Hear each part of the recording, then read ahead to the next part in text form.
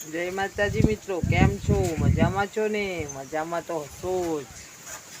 જો આજનું વાતાવરણ કઈ ખાસ અલગ જ છે. એકદમ પવન ફૂંકાય છે, બરાબર જોરશોરમાં પવન ફૂંકાય છે. અને કહે છે કે 2 દિવસની આગાહી છે આમ વરસાદની. એક બાજુ સખત તાપ છે અને બીજી બાજુ પવન છે બરાબર. અને તાપ પણ છે અને તાપમાં પણ હમણાં તો બધા ભાગોળમાં બધા ઝાડ એટલા સરસ ફૂટીને થયા છે કે તમે વાત ના કરો. પાન એટલા સરસ ફૂટ્યા છે ઝાડ પર. પીપળો સરસ ફૂટ્યો, વડના આંબલીઓ ફૂટ્યો. બહુ મસ્ત પાન ફૂટ્યા છે અને પાન એટલો બધો પવન આવે છે તો એ પાન એક પણ ખરતું નહીં.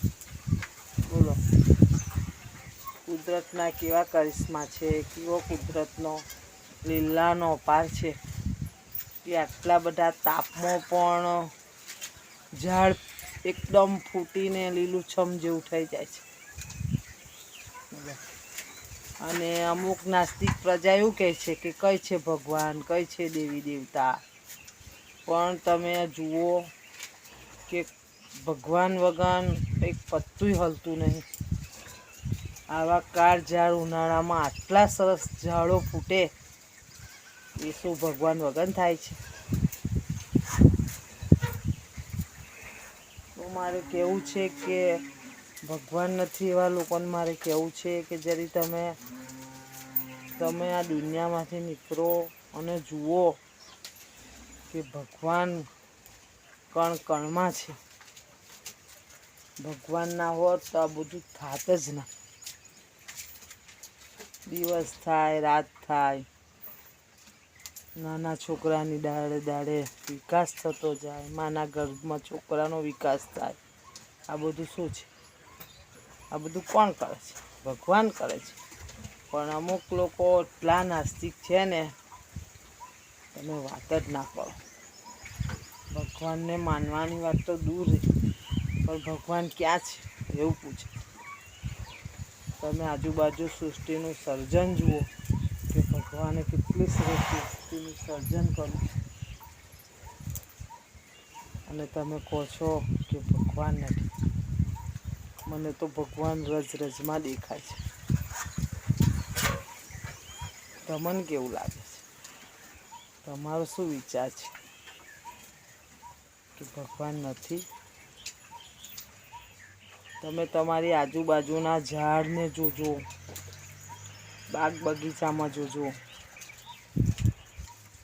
કે હવે કેવા સરસ પાન ફૂટી નીકળ્યા છે, કેટલા સરસ પાન ખીલ્યા છે, ફૂલ ખીલ્યા છે. બધા જ વસ્તુને ફૂટ આવી છે. શું આ ભગવાન વગર મુમકિન છે? લાગે છે તમને કે આ ભગવાન વગર થાય? એટલે મારું કહેવું એવું છે અમુક નાસ્તિક લોકોને કે તમે બહારની દુનિયામાં નીકળો, માનસિકતામાંથી નીકળો અને જુઓ. ભગવાનની ભક્તિમાં મન પૂરવો. ભગવાન તમને બધે જ દેખાશે. ભક્તિભાવ કરશો, બહાર નીકળશો, કોઈનું સારું વિચારશો, સારું કરશો તો તમને ઓટોમેટિક માતાજી, ભગવાન છે એવું તમને આભાસ થશે. તમારા અંતર-આત્મામાં એવું લાગશે કે ના, ભગવાન છે, દેવી દેવતા છે.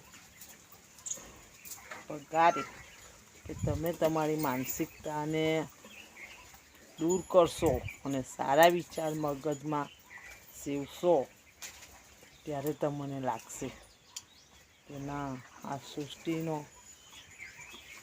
ઘડનારો સર્જનહાર છે. એટલે મને તો આ બધા ઝાડ, વૃક્ષ જોઈને એવું લાગે છે કે જાણે ભગવાન અહીંયા જ છે, ભગવાન અહીંયા જ છે એવું લાગે છે. ચાલો, મારો વિડીયો ગમ્યો હોય તો લાઈક કરજો, શેર કરજો, સબસ્ક્રાઈબ કરજો અને તમે પણ જોજો કે તમને પણ આજુબાજુ બધે ભગવાન દેખાશે, માતાજી દેખાશે. જય માતાજી.